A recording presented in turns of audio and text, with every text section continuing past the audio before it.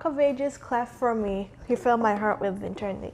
Anyways, welcome to our show today. It's me with my violin, Ba. And today I'll be giving you an exciting show that's coming up right now. But before we start, please make sure to like, comment, share, and subscribe. Subscribe, and hit the notification bell so you don't get to miss any one of our videos once we drop them out. Anyways, I have a really exciting show for you guys, and it's called How to Practice Efficiently. I'm going to give you 5 tips on how to practice efficiently. So, tip number 1. The one most tip that I've said, if I've said it once, I've said it a million times. Make sure to be patient when you're practicing, because it takes a really, really long time to learn how to practice. And when you're practicing, all you're doing is just fixing all your mistakes and everything. So make sure to be patient when you're practicing, and don't just focus on the time, focus on how well you're getting better. And tip number 2, make sure to practice without any distractions, whether that will be your cat, your dog, your best friend, your husband, or anybody. Do not practice when there's a bunch of distractions, because it will distract you from learning how to play your violin. When you play it, you will not have enough time to just focus on your mistakes, so focus on other people and what other people are doing. So practice in a room where you can practice isolated and without any distractions. And practice room number 3. Make sure to practice in a place that is isolated. So when you practice your violin, you don't want to practice in a place that's distractions, like I said before.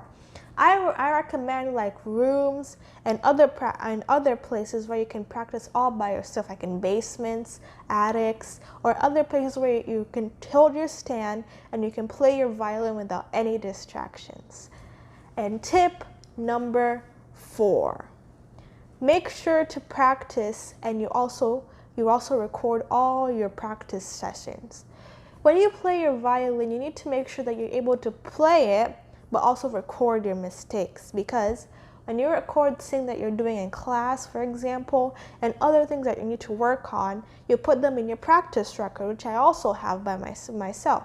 And when you put it like it's time schedule, like this practice session, I'm going to practice Nearer My God to Thee, because I'm not able to put the notes well. So you just need to focus on the notes for Nearer My God to Thee. That way, when you keep on practicing, you're able to focus on what you're doing, so you don't just practice aimlessly, but also get better at practicing. And tip number 5. Make sure when you're practicing, you're not afraid to ask for help.